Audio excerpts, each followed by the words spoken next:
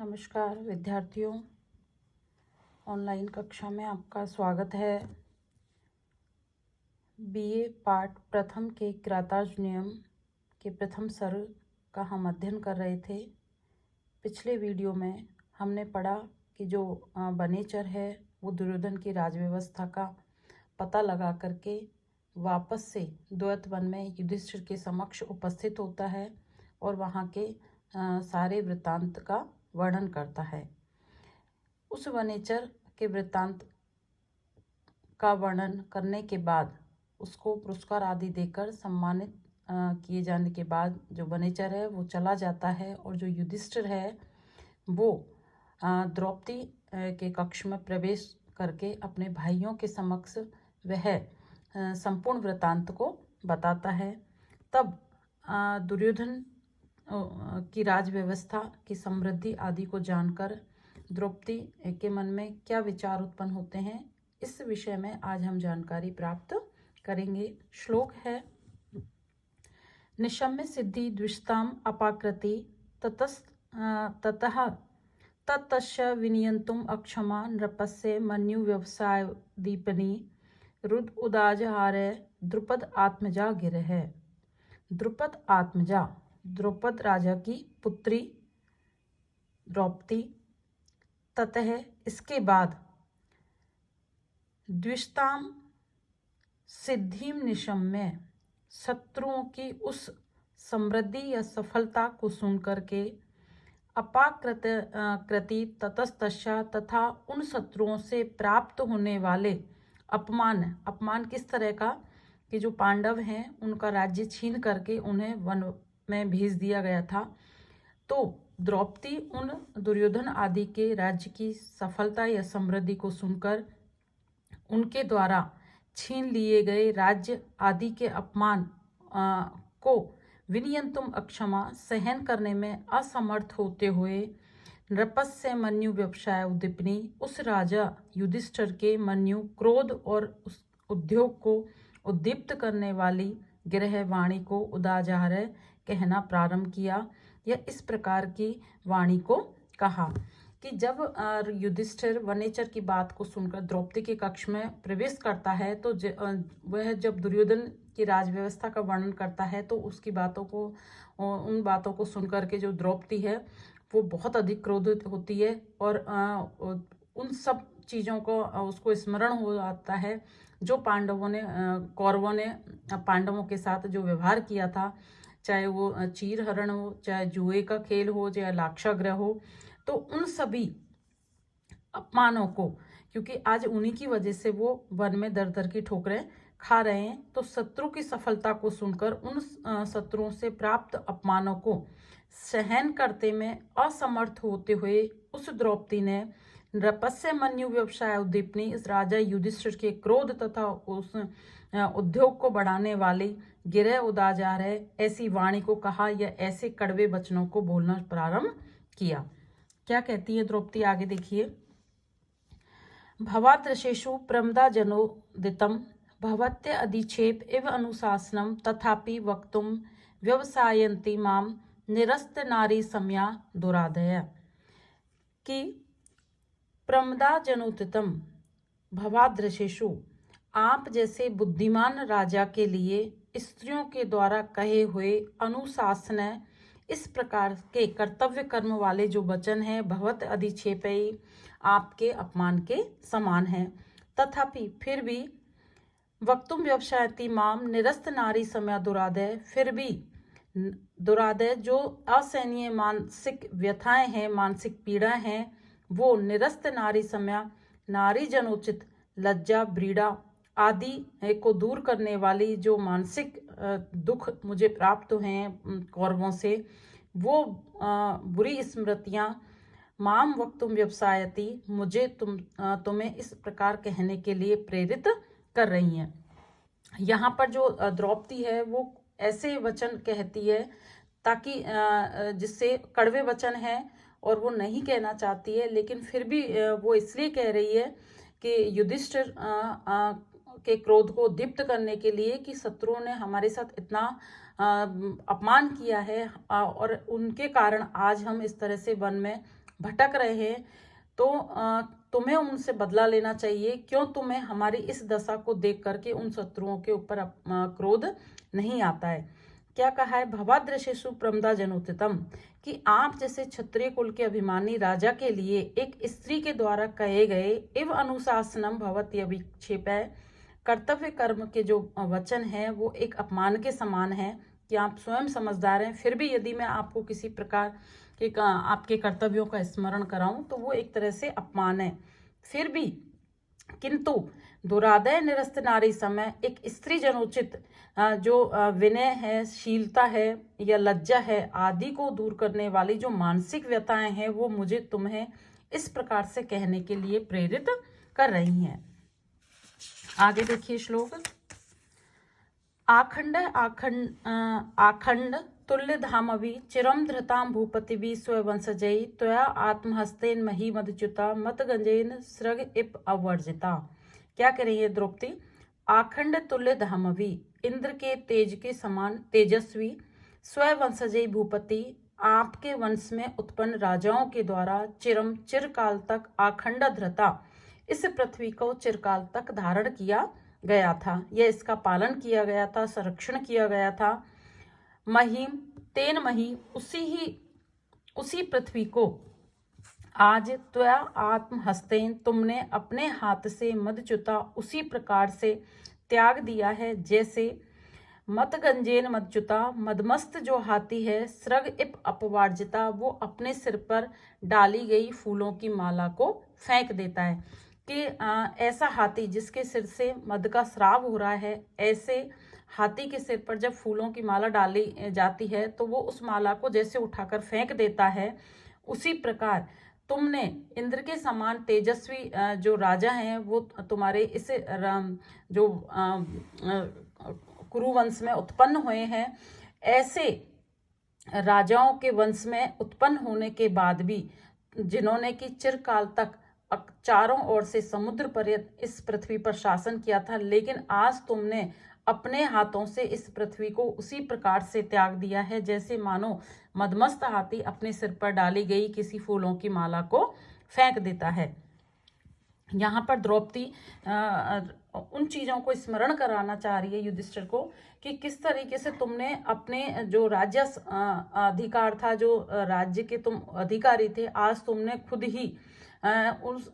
भूमि को, उस जो धरती है उसका त्याग कर दिया है, जिस धरती का तुम्हारे क्षत्रिय वंश में उत्पन्न अन्य जो राजाएं थे, जो सभी तेजस्वी थे, प्रभावशाली थे और जिन्होंने लगातार इस पर शासन किया था, किंतु आज तुम खुद इस तरह से वन में भटक रहे हो। आगे श्लोक है, व्रजंती ते मूढ़ाधिय पराभवम भवंती मायावीषु येन मायिने प्रविश्य ही धनंती सठा तथा विधा न समृत अंग निशिता इवेश है। ते मूढ़ाधिय, ते यानी कि वे, मूढ़ाधिय मूर्ख बुद्धि वाले व्यक्ति, पराभवम व्रजंती पराजय को प्राप्त करते हैं, मायावीषु ये न भवंती मायने जो कपट आचरण करने वाले लोगों के साथ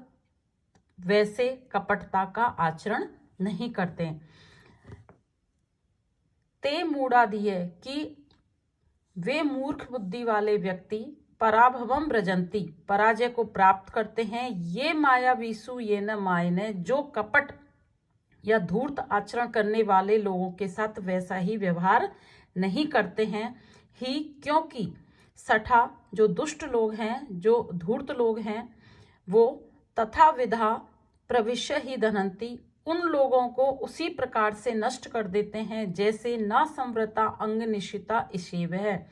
कवच आदि से ढके ना होने पर इशवह निशिता जो तीक्ष्ण बाण है वो शरीर में प्रवेश करके उसको नष्ट कर देते हैं। देखिए यहाँ पर जो द्रौपदी है वो युधिष्ठिर से ये कहना चाह रही है कि यदि दुर्योधन दुष्ट प्राणी है, दुष्टता का व्यवहार करता है, तो तुम्हें भी उसके साथ वैसा ही व्यवहार करना चाहिए। तुम्हें उनके साथ सज्जनता का व्यवहार, विनम्रता का व्यवहार नहीं करना चाहिए, क्योंकि जो दुष्ट व्यक्ति है उसका स्वभाव कभी भी नहीं बदल सकता, वो सदैव दुष्टता ही करेगा, सदैव आपको पराजित करने का या आपको नष्ट करने का ही प्रयास करेगा। तो संसार में ये नियम है कि जो दुष्ट व्यक्ति है उसके साथ दुष्टता का ही व्यवहार करना चाहिए। यदि हम ऐसा नहीं करेंगे तो एक दिन वो व्यक्ति हमें नुकसान पहुंचाएगा और हमें उसी प्रकार से नष्ट कर देगा। जिस प्रकार से तीखे जो बाण हैं वो यदि कवच आदि के द्वारा हम शरीर को यदि ढकेंगे नहीं, उसकी रक्षा नहीं करेंगे, तो तीक्ष्ण बाण भी हमारे शरीर के अंदर प्रवेश करके उन दुष्टों की भांति, उन जो खल व्यक्ति हैं उनकी भांति हमें नष्ट कर देंगे। इस प्रकार यहाँ जो द्रौपदी है वो युधिष्ठिर को ये समझाना चाह रही है कि कुटिल व्यक्ति के साथ कुटिलता का ही व्यवहार करना चाहिए। आगे श्लोक है, गुण अनुरक्त अनुरक्त साधने कुलाभिमानी कुलजाम नराधिपे परैस्त्वद अन्य के इव अपहारे मनोरमा आत्मबधु इव श्रियम। अनुरक्त साधने की संपूर्ण सहायता वाला या सभी प्रकार के सैनिकों की सहायता से युक्त, कुल अभिमानी क्षत्रिय कुल के अभिमानी या क्षत्रिय वंश में उत्पन्न, नराधिपे राजा, कुलजाम गुणानुराक्त गुणानुरक्ता संधि विग्रह आदि गुणों से प्राप्त हुई, कुलजाम कुलीन के अन्य राजा, ऐसा कौन राजा है जो परईस दूसरे के द्वारा मनोरमा रमणीय आत्मबधु इव अपनी पत्नी का अपहारते अपहरण कराएगा, श्रियम राज्य लक्ष्मी के समान। पहले इसका श्लोक का एक सिंपल जो अर्थ है वो समझने की कोशिश कीजिए कि अनुरक्त साधन है, अनुरक्त साधन है कि अनुकूल सहाय वाला, कि जिसके पास एक अच्छी सेना है, सेना से संपन्न है, कुल अभिमानी क्षत्रिय वंश में तुम उत्पन्न हो, तो ऐसे कुल का एक अभिमानी राजा होते हुए, त्वद अन्य के तुमसे तुम्हारे अतिरिक्त ऐसा कौन नराधिपय राजा होगा जो गुण अनुरक्त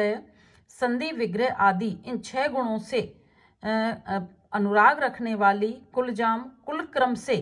कि जैसे जैसे तुम्हारे कुल में राजा उत्पन्न हुए तो एक के बाद एक दूसरे को राज्य की जो कुलीनता है, जो अधिकार है शासन करने का, वो प्राप्त हुआ है। तो ऐसे कुल क्रम से प्राप्त हुई मनोरमा, मन को अच्छी लगने वाली, श्रियम राज्य लक्ष्मी का, परई अब हार्यते दूसरे यानी कि शत्रुओं के द्वारा उसी प्रकार अपहरण कराएगा, मनोरमा आत्मविधुएं, जैसे दान दक्षिणा आदि गुणों से अनुरुक्त, कुलीन और मन को अनुकूल लगने वाली अपनी बधू का कोई व्यक्ति दूसरे से अपहरण कराए। कि शायद ही इस संसार में ऐसा कोई व्यक्ति होगा जो कुलीन, सुंदर, सुशील, दाल दक्षिणा आदि गुणों से युक्त अपनी पत्नी का किसी दूसरे से अपहरण कराएगा, अर्थात ऐसा कोई नहीं करेगा। लेकिन यहाँ द्रौपदी युधिष्ठिर को ये ध्यान दिलाना चाह रही है कि आपने क्षत्रिय कुल में उत्पन्न होते हुए, सभी प्रकार के सैनिकों की सहायता से युक्त होते हुए और संधि विग्रह आदि गुणों से के ज्ञान से युक्त होते हुए भी तुमने अपनी उस राज्य लक्ष्मी को, जो कुल क्रम से तुम्हें प्राप्त हुई थी, आज शत्रुओं के द्वारा तुमने उसको अपहरण करा दिया है, अर्थात शत्रुओं को तुमने अपने हाथों से ही उसे सौंप दिया है।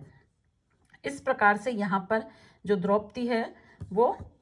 युधिष्ठिर के क्रोध को उद्दीप्त करने के लिए अनेक प्रकार से जो पिछले प्रसंग हैं उनका स्मरण करा रही है। आगे श्लोक है, भवंत एतहि मनस्वी गर्हिते विवर्तमानम नरदेव वर्तमनि कथम न मन्यु ज्वलत्य उदीरितम शमितरम शुष्कमिव अग्नि उत्सिक है। एतहि नरदेव है, नरदेव हे राजन, हे युधिष्ठिर, हे राजन, एतहि इस समय यानी कि जब हम वन में भटक रहे हैं, वन में निवास कर रहे हैं, ऐसे इस विपत्ति के समय में मनस्वी गर्हित है, एक क्षत्रिय के लिए निंदित, वर्तमनी इस वनवास के मार्ग पर विवर्तमान निवास करते हुए, कथम न मन्यु ज्वलति उदीरित, क्यों नहीं उद्दीप्त क्रोध तुम्हें जला देता है, उसी प्रकार जैसे कि समीतरु शुष्कमेव अग्नि उत्सिक है, सूखे समी के वृक्ष को ऊपर उठती हुई अग्नि की ज्वाला जलाकर नष्ट कर देती है। यहाँ पर देखिए जो द्रौपदी है वो हर वो प्रयास कर रही है जिससे कि जो युधिष्ठिर है वो शत्रुओं के प्रति उनके हृदय में क्रोध उत्पन्न हो, बदले की जो भावना है वो जागृत हो। तो यहाँ पर वो उदाहरण देते हुए कहती है कि जिस प्रकार सूखे समी के वृक्ष को अग्नि की उठती हुई लपटें जलाकर नष्ट कर देती हैं, उसी प्रकार हे राजन, आज जो हम इस विपत्ति के समय में वन में भटक रहे हैं, जो क्षत्रियों के लिए एक तरह से निंदित मार्ग है। क्षत्रियों का मार्ग है राज्य का शासन करना, प्रजा का पालन करना, लेकिन आज हम वो सब कार्य छोड़ के वन में दर दर की ठोकरें खा रहे हैं, भटक रहे हैं। तो ऐसे क्षत्रियों के लिए निंदित इस मार्ग पर रहते हुए क्यों नहीं आपको क्रोध उसी प्रकार से उद्दीप्त कर जला नहीं देता है, या आपके हृदय में क्रोध क्यों नहीं उद्दीप्त होता है जिस प्रकार से सूखे समी के वृक्ष को उद्दीप्त ऊपर उठती हुई अग्नि की लपटें जलाकर नष्ट कर देती हैं। उसी प्रकार से इस विपत्ति के समय तुम्हारे क्रोध से भी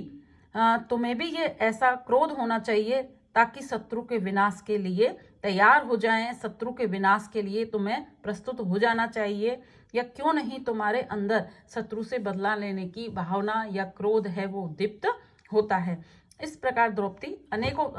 तरह के प्रसंगों के द्वारा